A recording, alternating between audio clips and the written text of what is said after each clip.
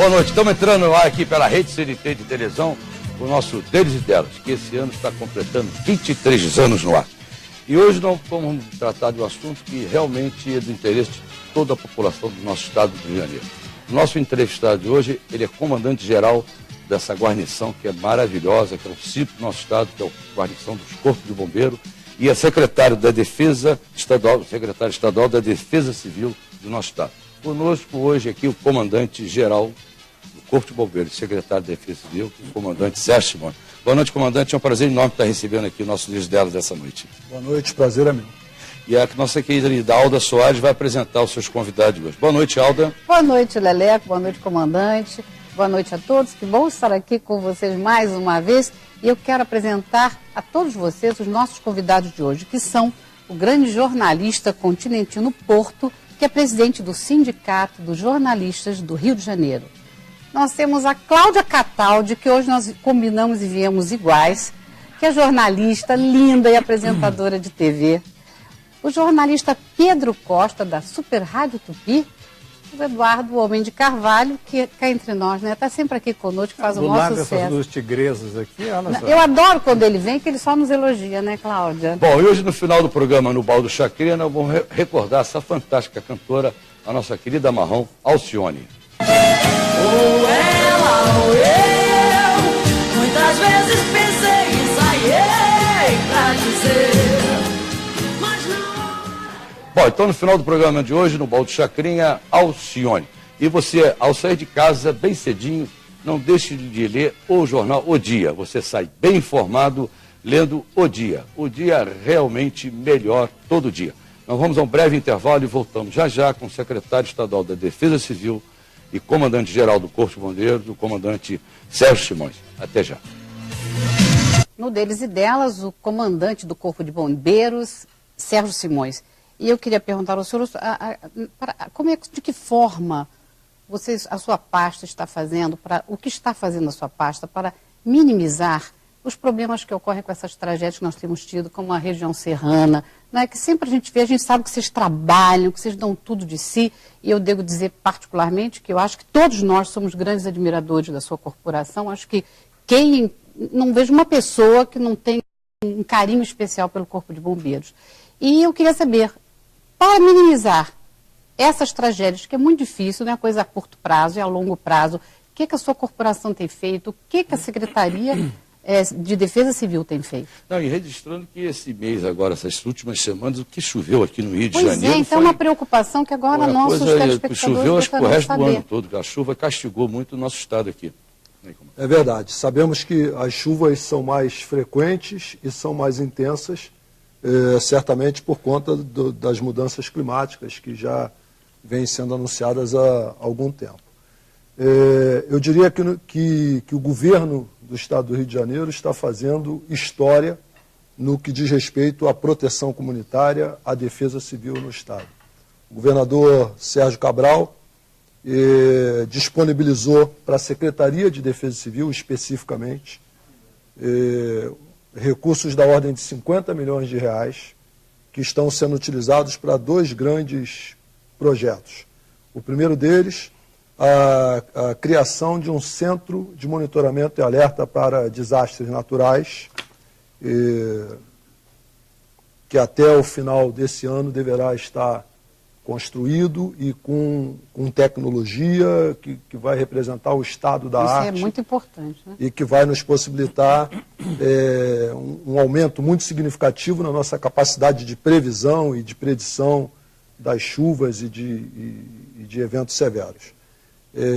Além disso, o grande desafio que os órgãos de defesa civil no mundo inteiro têm pela frente é o de organizar as comunidades, sobretudo aquelas que são vulneráveis a riscos. A gente pode citar aqui os principais, a riscos de inundação ou riscos de deslizamento de terra. Então, no desdobramento desse programa de proteção comunitária, que assim podemos chamar, nós vamos ampliar a estrutura de sistema de alerta e alarme para cerca de 70 municípios. Logo no primeiro momento, o governador determinou que nós fizéssemos na forma de um piloto nos 4 municípios da região serrana, afetados pelas chuvas de janeiro de 2011, Friburgo, Petrópolis, Teresópolis e Bom Jardim. Então, nós, de pronto, em curtíssimo espaço de tempo, implantamos sistemas de alarme sonoro em 49 comunidades desses 4 municípios. E, a partir daí, começamos um trabalho continuado de esclarecimento da população. Nós seguimos referências internacionais das organizações das Nações Unidas, né, que preconizam que, como primeiro e importante passo, que essas pessoas conheçam o risco a que estão Exatamente. expostas. O que eu queria saber, até para complementar a minha pergunta, é o seguinte: o senhor está falando que vai criar alarmes, vão ter alarmes, tudo.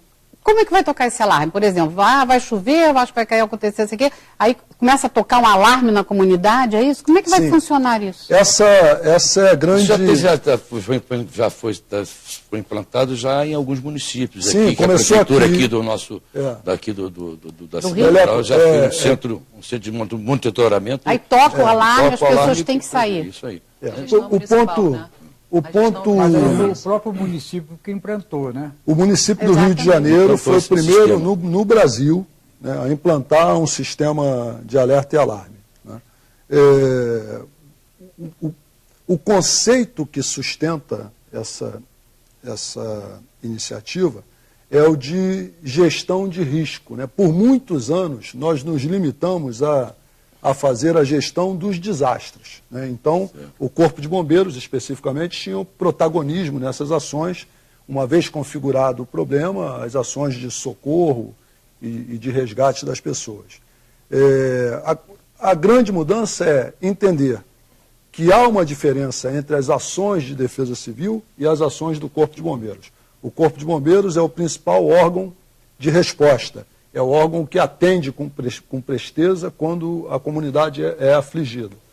E a tragédia, vocês é para evitar a defesa civil tem que antecipar e minimizar, como você disse, as consequências dos eventos, né? Nós sabemos que a chuva é um evento natural. Nós vamos lidar com as chuvas, sobretudo no período de verão.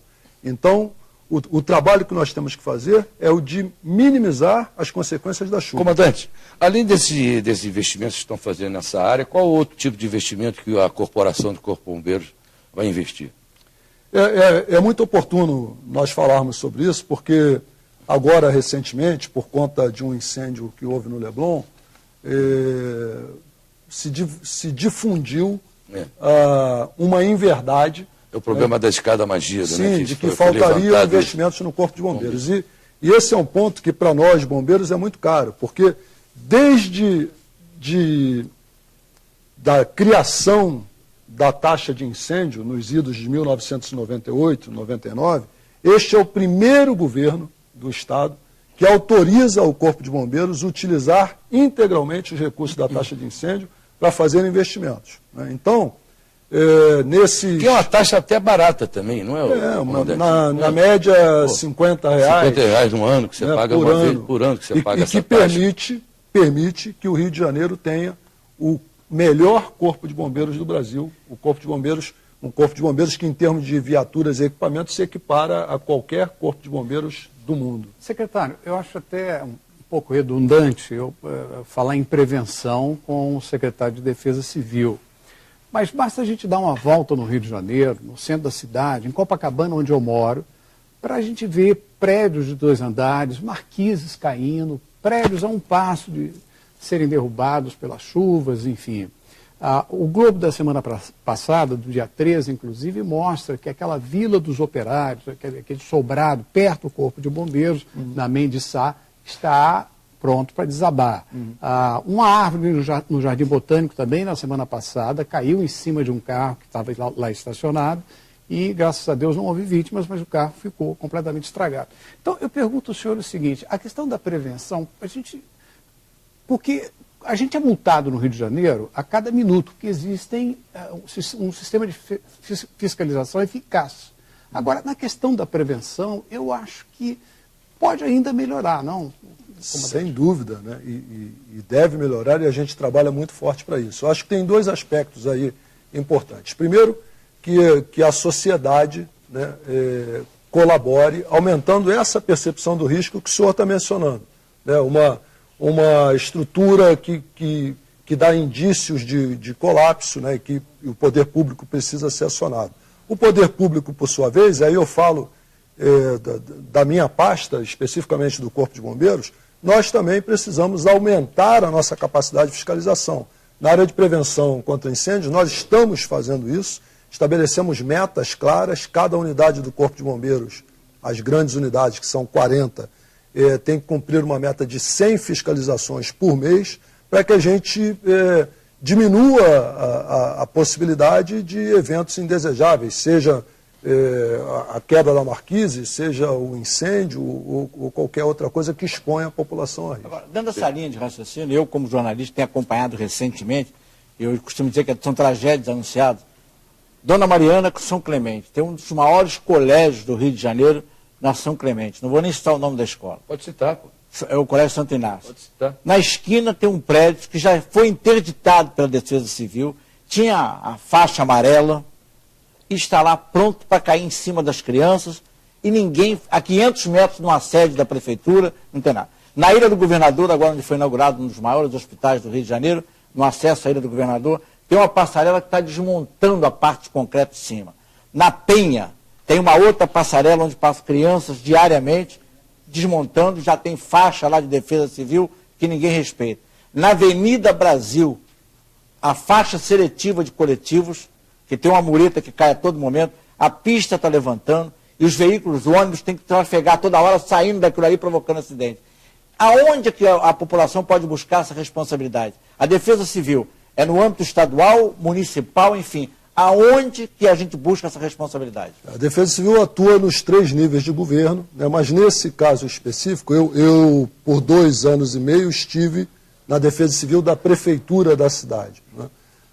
A Prefeitura do Rio de Janeiro tem 2 estruturas muito fortes. A própria Defesa Civil, que tem um quadro de engenheiros com muita experiência nessa área, e a Secretaria de Conservação, né. Então, a população da cidade do Rio de Janeiro deve recorrer ao telefone 1746, que é o telefone padronizado da Prefeitura. Eu vou falar já desse telefone, que é muito importante. O 199 da Defesa Civil. E é claro que uma cidade como o Rio de Janeiro vai sempre apresentar uma série de demandas que precisam ser verificadas, né? Isso, de certa forma, é natural. Então, que as pessoas recorram, os telefones são 199, 1746, e as secretarias que vão atuar são a de Defesa Civil e de Conservação. Olha, não esqueça isso aí, eu mandar essa mensagem da nossa prefeitura, é 1746. Para ajudar em cuidar da nossa cidade, você só precisa gravar este número só, 1746.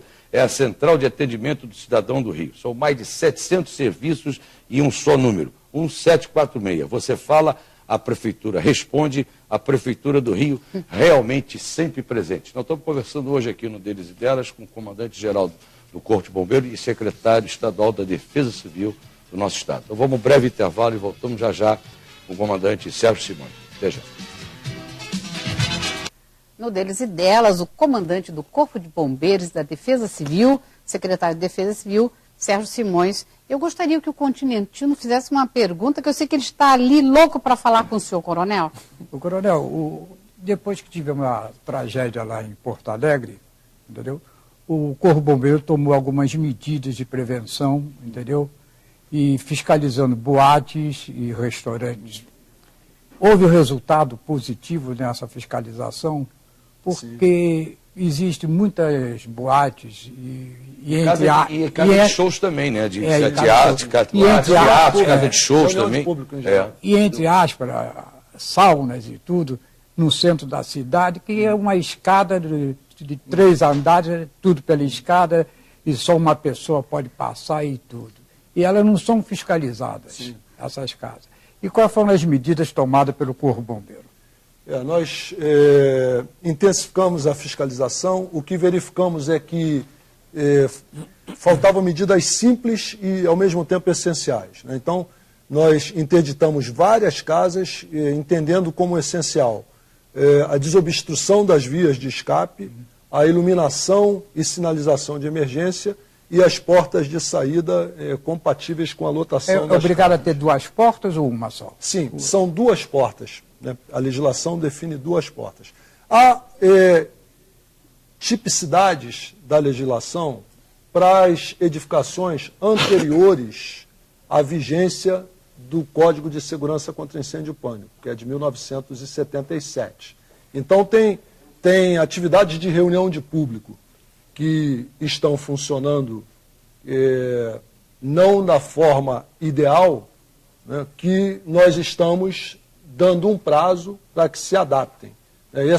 Esse é o entendimento que tem sido feito de maneira muito objetiva com a Prefeitura da cidade, na área do Centro Histórico, com o Instituto de Patrimônio Histórico, para que a gente possa, num período curto, que estimamos aí em 6 meses, fazer todas as adaptações necessárias para que cada uma dessas casas, que tem um papel importante na vida cultural da cidade, no entretenimento... E houve até uma grita houve até uma grita dos atores que ficaram até um fim de semana sem ter os espetáculos. Sim, entendeu? E aí, Leleco, qual foi o critério que nós definimos? Tem situações em que falta para a edificação um documento, mas as condições são seguras. Né? Então, nós criamos uma forma de autorizar a realização dos eventos para aquelas edificações consideradas seguras e dar um prazo para que a documentação seja regularizada. Né? Só um minuto. Só. Inclui nisso os templos evangélicos? Sim, todas as edificações de reunião de público. Agora, os riscos são diferentes. Né? É claro que o risco de uma boate é diferente de um templo... De um teatro, de uma casa de show, Exato. De um templo. Então, quer dizer, a legislação prevê essa classificação de risco e as medidas que cabem para cada uma dessas Mas tem boate que não tem condições de botar 2 portas, né? Aí como é que fica? Ué, mas vai ter que botar a partir de agora. Vai ter que botar. Muda de endereço. Num prazo determinado, se não puder, vai ter que se adaptar, vai deixar de ser boate. Coronel, a Defesa Civil, que eu acho que a prevenção é muito mais fácil que a cura, né? Vocês tiveram no final do ano passado um dia da prevenção. Dia estadual de redução de desastres. Foi outra iniciativa do governador, né, que queria dar visibilidade a essa mudança de comportamento, né, um processo mesmo de mudança cultural para envolver a população. Então nós instituímos, o dia 29 de novembro, né, como Dia Estadual para a Redução dos Riscos de Desastres. Que foi um sucesso no centro do Rio, né? Vocês tiveram toda aquela conduta que a gente acompanhou. Cerca de 25 mil pessoas participaram e o nosso foco foi no treinamento de desocupação de prédios elevados, né, que em caso de incêndio é sempre uma situação delicada, que requer um mínimo de conhecimento das pessoas. É conhecer quais são as vias de escape, a posição das escadas em relação aos prédios. Agora, pois é, visto isso... Deixa eu só terminar, tá, amor? Desculpa, não é que, que eu nem consegui. Então, visto isso, esse evento que aconteceu no Leblon recentemente, o senhor saiu com uma frase bastante conhecida de todos nós, nos jornais de grande circulação, dizendo que o senhor não tem compromisso com o erro. Sim. Muito bem. O que a gente tem a aprender desse evento, já que o casal, justamente por querer se super prevenir, acabou indo a óbito? É como foi mencionado aqui em algum momento a questão de...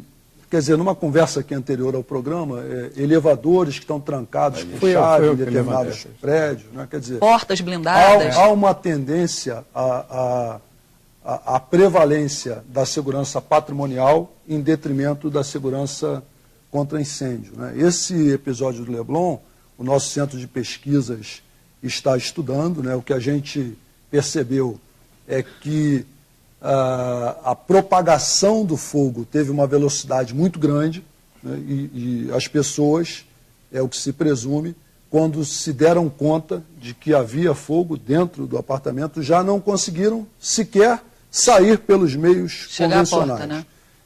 Só que houve uma demora do casal em relação a sentir o fogo, a proporção que estava já o fogo. Se tivesse sentido logo no comecinho, eles teriam condição de sair. Sem dúvida. Não é isso? Eu questiono isso também, que ninguém falou isso. A gente só fala que o corpo de bombeiro demorou a chegar, demorou de chegar. Mas você está dentro de um apartamento, dentro do seu quarto.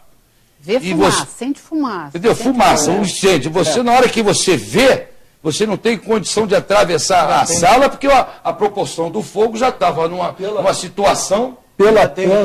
Pela planta do apartamento, Poxa, era um apartamento... Eu questionei várias pessoas sobre isso, mas entendeu? O pessoal só se falou da demora do corpo bombeiro. Mas tem que saber a situação que estava na hora, que estava a proporção do incêndio que estava na hora. Que viram que seria bom que o comandante explicasse, porque a gente ficou entendendo também que porta blindada... Mas não era blindada a porta, era quatro fechaduras. Mas mesmo sendo uma porta blindada, quando alguém chega e tenta provocar o arrombamento, há um dispositivo que ela fica com mais segurança ainda. Sim.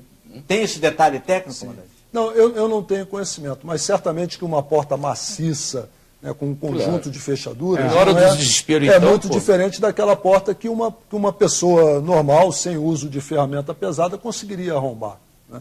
Quer dizer, e é esse foi um dos, tocou nesse dos relatos importante aí, dos moradores. Quanto tempo eles demoraram a sentir o fogo dentro do apartamento? Eu não tenho dúvida. Você está falando então da planta do apartamento? Eu olhei a planta e tive acesso ao relatório da polícia técnica, né, da perícia, e o que nós entendemos é que o fogo começou na sala, né, isso foi claramente identificado, era um apartamento muito grande, uma sala grande com muito mobiliário, e para acessar aos quartos havia um corredor, né, e o quarto do casal era o último do corredor. Então, o que eu imagino é que, acordado ou dormindo, se acordado com a porta do quarto fechada, provavelmente com o ar-condicionado ligado, né, fazendo alguma atividade, quando o casal se deu conta, o fogo já era de tal proporção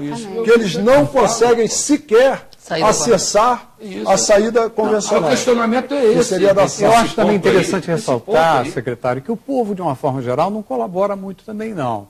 Eu coloquei para o senhor, eu moro num prédio de 10 andares, um apartamento por andar, e todo mundo colocou tranca nos elevadores. Eu questionei isso. Cada andar. Cada andar. Nos 2 elevadores, quer dizer, o hall fica completamente fechado e ninguém consegue se movimentar ali. E lá moram 2 juízes, moram 2 médicos, e ninguém entende isso. Quer dizer, as pessoas têm uma certa dificuldade de entender o óbvio.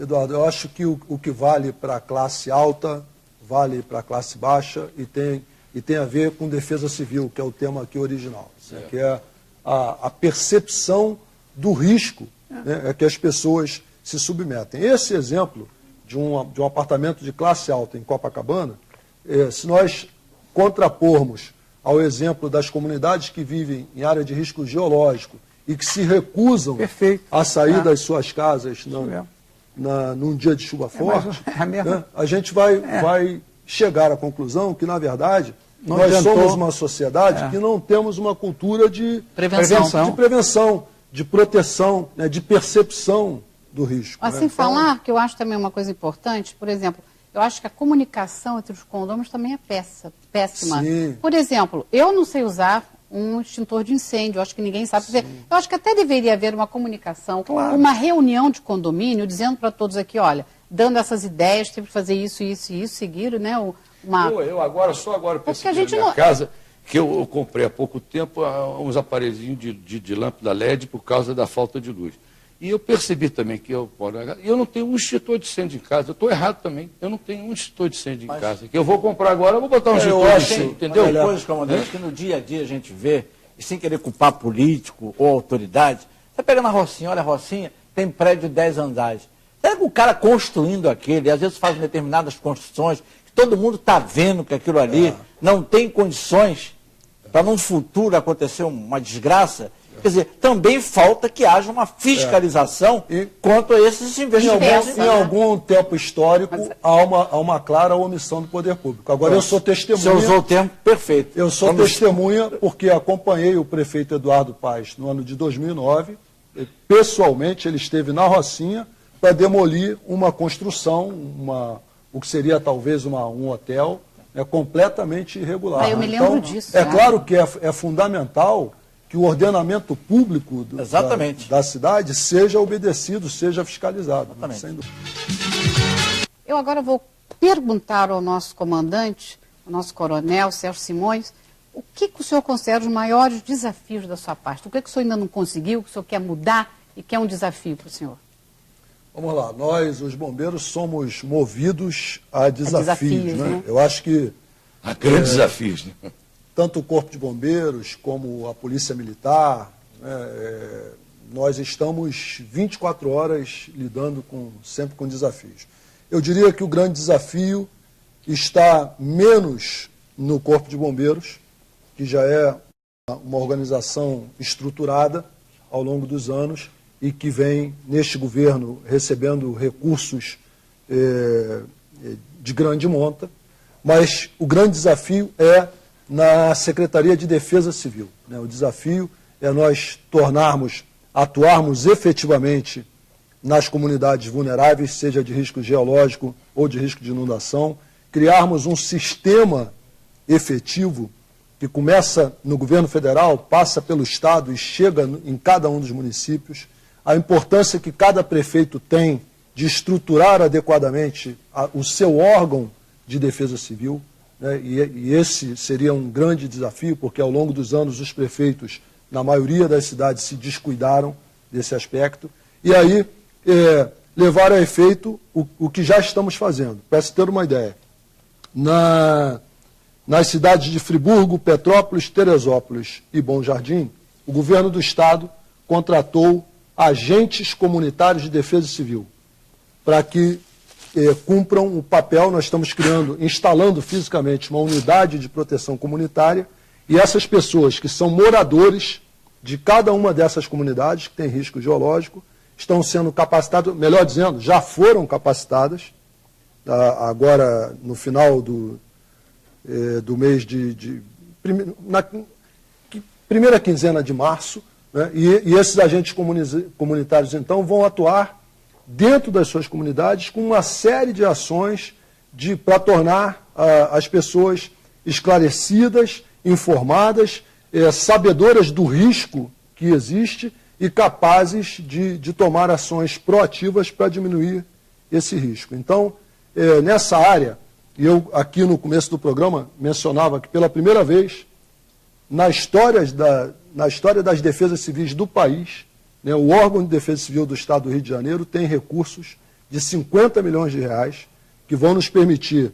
instalar um centro de monitoramento e alerta para desastres naturais, vão nos permitir ampliar o sistema de alarme sonoro, porque o que se pode fazer, voltando ao tema, né, nós temos uma rede de estações meteorológicas, a Secretaria de Ambiente tem papel de protagonismo através do INEA, estações meteorológicas, estações pluviométricas, pluviômetros instalados nas comunidades. Então, isso nos dá a capacidade de medir a quantidade de chuva que está caindo. Comandante, uma em pergunta cada rápida região. aqui. As grandes cidades americanas, a maioria dos prédios tem aquela escada externa, escada de emergência. É uma alternativa. Externa. Aqui no Brasil, essa cultura parece que não pegou. Né? O único prédio de escada externa que eu conheço aqui no Rio é da Rádio Nacional. Esse é um meio alternativo de escape que é utilizado, seja no Brasil, em qualquer lugar do mundo, para as edificações anteriores à legislação, cuja arquitetura não permite uma escada em condições seguras, em condições ideais. Então, por exemplo, nós temos prédios muito antigos que a distância para a escada mais próxima é superior a 35 metros, né, e a legislação determina que não seja. Nesses casos, uma adequação que pode ser feita é a escada externa. Não é a melhor opção. A melhor opção é que o prédio seja uma escada blindada, dimensionado com escada enclausurada, agora, né, da maneira ideal. Comandante, o senhor não acha, quer dizer, não tem ninguém, se tem uma pesquisa, qual é a instituição mais querida pelo povo e a que mais agrada ao povo é o Corpo de Bombeiros. Nos últimos anos, eu tenho a impressão que os bombeiros foram esquecidos, a ponto de agora, independente do aspecto político, eles estarem a todo momento tendo que fazer uma reivindicação. O senhor não acha que precisa haver, no momento, um estudo muito grande para o reconhecimento dessas pessoas que atuam como bombeiro? Eu vivo o melhor momento dos 36 anos de carreira, né? Porque agora, em junho de 2011, nós tivemos a crise mais séria da história do Corpo de Bombeiros, por conta inicialmente na forma de uma reivindicação salarial, que foi atendida pelo governo do Estado. Então, veja o quanto a resposta do governo foi efetiva. Agora, no mês de fevereiro de 2013, os bombeiros e os policiais militares receberam um aumento de 24%. Nenhuma outra classe, nenhum outro segmento de trabalhadores recebeu percentuais dessa ordem. É claro que isso faz parte de um programa de recomposição salarial do governo Sérgio Cabral, que vai levar as polícias militares e civil, a administração penitenciária e o próprio Corpo de Bombeiros ao patamar de reconhecimento que é merecido. O comandante, o senhor não acha interessante o Corpo de Bombeiro promover o simpósio com os síndicos para discutir esse problema do incêndio? Sim. Acho mais que isso, já estamos trabalhando nesse sentido, não só, acho que com os síndicos é fundamental. Tiraria até uma carta do incêndio, né? Sim, o síndico tem um papel fundamental, porque quando a gente discute aqui a falta de percepção de risco, todos nós que dirigimos o nosso carro particular sabemos onde está o extintor, em que posição. Não, é só baixar aqui que... E se soubermos, nós sabemos utilizar o extintor. E aí, volta a figura do síndico. Não é raro, nos prédios residenciais, a canalização preventiva de incêndio estar inoperante por um vazamento num registro, num determinado andar. Tem que ter manutenção, né? Quer dizer, então tem que ter manutenção, essa responsabilidade é do síndico. Então, essa possibilidade, e aí nós estamos nos movimentando, procurando as associações que congregam os síndicos, né, as administrações dos prédios, para que a gente possa, sim, levar informação, trocar ideias e, mais do que isso, treinar os profissionais que trabalham nos prédios, especificamente os porteiros. Coronel, esses 50 milhões são geridos por quem? Porque, ao que me parece, pela primeira vez na história, além de haver dinheiro, a gestão é do secretário, né? A gestão é da Secretaria de Defesa Civil, e eu volto a esse ponto, o quanto é importante a autonomia que o governador Sérgio Cabral dá aos seus secretários, né? Eu tenho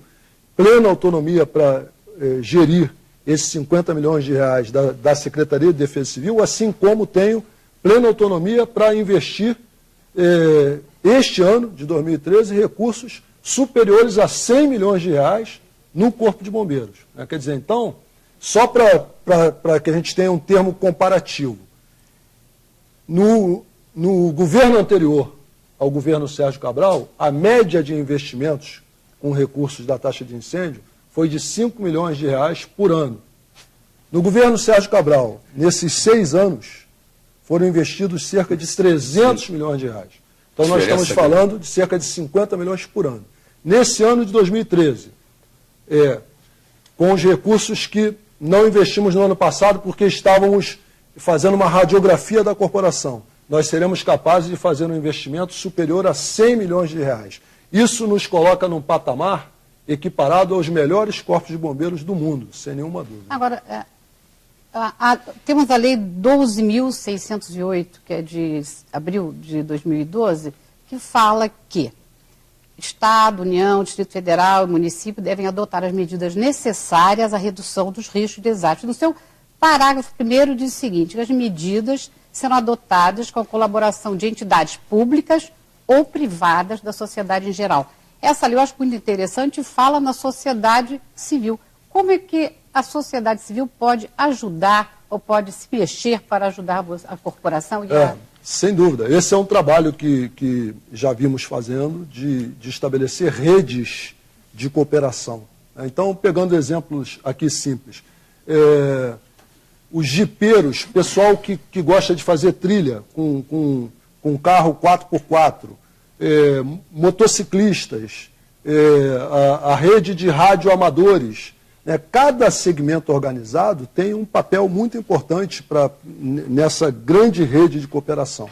A gente já vem trabalhando nesse sentido. Isso é muito importante, né? Para não ficar também só... Claro. Nós temos a obrigação também de colaborar, né? É fundamental. E muitos segmentos organizados da sociedade já integram essa estrutura de defesa civil que necessariamente tem que funcionar como um sistema integrado, como uma grande rede de cooperação junto com todos os órgãos do poder público. Esses agentes também já são... Serão, já sem são, dúvida. certamente já fazem parte da sociedade Sem civil, dúvida. trabalhando a cidade do Rio de Janeiro, que fez crescer de 3% para 40% o Programa Saúde da Família, empresta à Defesa Civil uma enorme mão de obra, porque o Programa Saúde da Família tem na sua estrutura agentes comunitários de saúde que moram na comunidade, que fazem cadastramento das famílias, que conhecem as famílias, né, na intimidade e que foram então integrados a essa rede de cooperação que compõe a Defesa Civil. Vamos a um rápido intervalo e voltamos aqui com o nosso Deles e Delas nessa noite. Até já. Comandante, foi um prazer enorme receber o senhor aqui pela primeira vez no Deles e Delas, dar os parabéns para essa bela corporação que são os bombeiros, que você com tanto brilhantismo comanda, e na sua Secretaria de Defesa Civil, protegendo sempre o nosso estado aqui do Rio de Janeiro. Você tem 30 segundos para mandar uma mensagem para o nosso povo aqui do nosso estado de Janeiro, mas antes eu quero passar as suas mãos aqui. O nosso velho guerreiro está completando esse ano 25 anos da sua ida. Passar aqui o bonequinho aqui do nosso velho guerreiro para o senhor levar lá para o seu gabinete. Muito obrigado. E tem uma fita aqui também com toda a história da trajetória da vida do nosso Chacrinha aqui também, que completa agora no mês de junho 25 anos. Muito obrigado. E só tem 30 segundos aí para mandar uma mensagem para o povo aqui do nosso estado do Rio de Janeiro. Por muitas vezes assistiu o programa do Chacrinha, de noite e depois de tarde, em diferentes momentos, e é uma honra para mim estar aqui. Antes era de noite, depois é que passou para de tarde. Então é uma boa memória, comandante. Eu agradeço essa oportunidade e me dirijo à população do nosso estado, mencionando aqui duas frases que sintetizam a razão da existência da Defesa Civil e do Corpo de Bombeiros. O grande trabalho da Defesa Civil é o de promover comunidades participativas, esclarecidas e empenhadas na redução dos riscos de desastres. E o Corpo de Bombeiros, a frase que sintetiza a nossa essência é de que somos bombeiros e nada do que é humano nos é indiferente. Olha, secretário, eu quero parabenizá-lo pelo seu trabalho, porque às vezes as pessoas só fazem críticas, né? Esquecem todo esse trabalho maravilhoso que tem sido feito. Então, eu quero dizer ao senhor que foi realmente uma desgraça que aconteceu, foi um acidente assim, infeliz, e parabenizá-lo por esse trabalho, parabenizar pelo Corpo de Bombeiros, que realmente é uma entidade de primeira, né? O nosso Pedro Costa falou que é a número 1, que quando você faz uma pesquisa, ela é a número 1. Então, parabéns, eu quero agradecer a presença do Continentino Porto, que é nosso presidente do Sindicato dos Jornalistas do Estado, a Cláudia Cataldi, jornalista e apresentadora, o Pedro Costa, da Super Rádio Tupi, e o Eduardo Ovid Carvalho, também, esse jornalista. Quero mandar um abraço para o coronel, ao comandante Carlos de Carvalho, seu antecessor. Seu xará também, né? Seu xará. Carvalho. Mas depois do gosto, hoje o bicho não pegou, não, né? Uma grande figura. O bombeiro é difícil pegar. É difícil pegar. E olha, o bicho pega também lá no Jornal Fluminense. Não deixe de ler o Fluminense, que realmente são 135 anos dedicados ao bom jornalismo. O Fluminense, que é líder absoluto na região dos Lagos, Norte e Sul Fluminense, querido Alexandre Amora Torres. Comandante, foi um prazer enorme ter recebido aqui pela primeira vez no DSDL e esperamos contar em outra oportunidade aqui para outros esclarecimentos aqui. Vai continuar a falar do que vai acontecer ainda, né? Eu que agradeço. Fique agora no baú do Chacrinha com a nossa incrível Amarrom Alcione. Até o próximo sábado. Tchau.